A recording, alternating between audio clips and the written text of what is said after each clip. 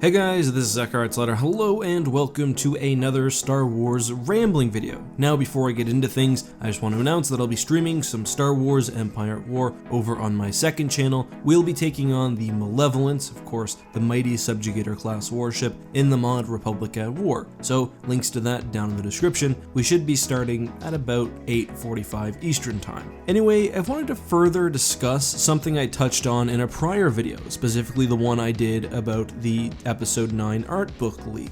In that video I talked about how the sequel trilogy's art books, and especially the books for 7 and 9, are almost impossible to read through without feeling at least a little bit disappointed. It seems like JJ really heavily relied on artists and vision when creating his movies, which obviously results in a lot of leftover stuff that, in hindsight, would have been pretty cool. That being said, I'm not claiming that anything we discussed today was even close to making its way into Episode 9. However, we see some real possibilities which could have helped alleviate some of my main criticisms of the Star Wars Sequel Trilogy. And today I don't want to talk about plot. I know a lot of people have problems with the Emperor coming back, the way Luke sort of dipped out of the galaxy's affairs, and much else, but that's again not what I want to talk about. And I've got two main criticisms of the sequel trilogy.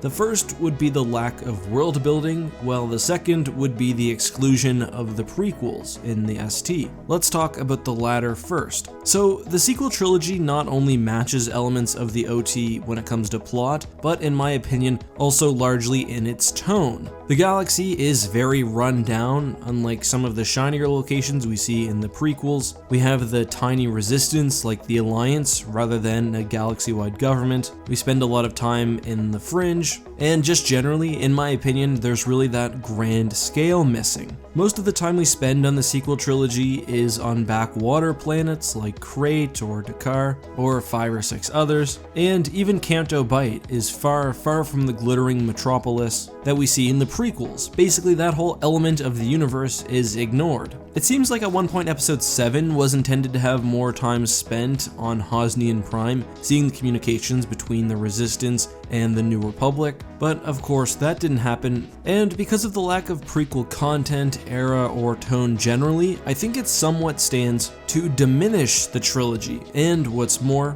it hurts the feeling of a sort of continual universe, and you might have problems with the prequels as well, but they were very creative in scope and in the universe, so it's really a shame not to draw from that. The sequel trilogy had a real chance to take the original trilogy and the prequel trilogy and create something that was a mesh of the two. However, instead it chose to rely on what fans were generally more favorable towards, which I think is quite a shame. My next problem, which I'd say is somewhat connected, has to do with world building, both the direction in which they've taken the galaxy and just generally the lack of world building and stuff explained on screen. I don't need a 20-minute narration about Snoke's backstory or the status of the Resistance's navy, but just generally, the almost total lack of world building makes it feel like a very small conflict between Kylo Ren and a few First Order people and the Resistance. The planets visited are very limited, we don't get the feeling of a galaxy-wide war, and we don't learn enough about the universe. We get more world building during A New Hope's conference table scene than we do in the last 3 movies. However, going into the Rise of Skywalker, JJ had a real chance to address this issue. Honestly, world building is hard when there's no time between the 2 movies like we got with 7 and 8, but with a year between 8 and 9, and that's in universe of course, JJ did have, I think, an opportunity. However, in the end, we just get another adventure which follows our heroes. And turning back to the Episode 9 art book, this is especially disappointing because we know there was concept art for Kylo Ren and the First Order actually visiting Coruscant, probably the most iconic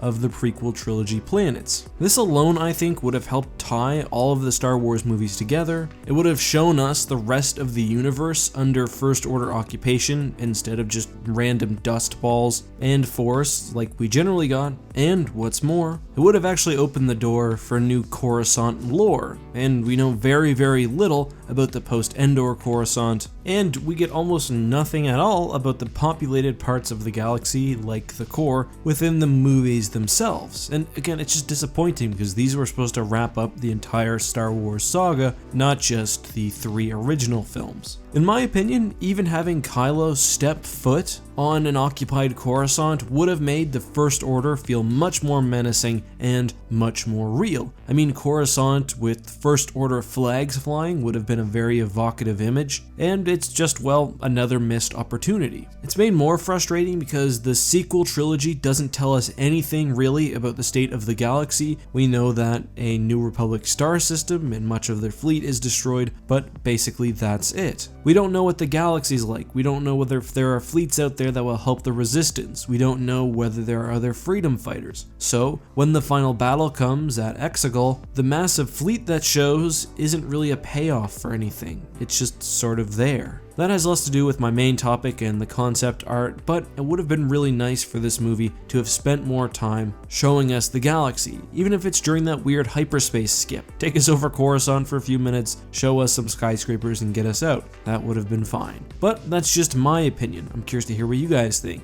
Let me know your opinions as always down in the comments, and don't forget, if you want to catch my stream, I'll also link that below. Today's question comes from Jiro, who asks about the Grand Masters of the Jedi Order in the post-Endor era. Well, for most of the content after Luke establishes the Jedi Praxium and the new Jedi Order, he is the Grand Master. We do get a few books in the Fate of the Jedi series where he's basically banned from leading the Jedi, where Saba Sabatine steps in, but other than that, it's basically Luke. We don't really know what else happens after Luke's death, but presumably him or the Jedi Council chose a successor. Thank you very much for the question. If you guys have something you'd like me to address at the end of a future video, make sure you subscribe with notifications on, and you leave the comment down below with the hashtag AskEck. Anyway, that's all I have for you guys today. As always, have a great one, and may the Force be with you.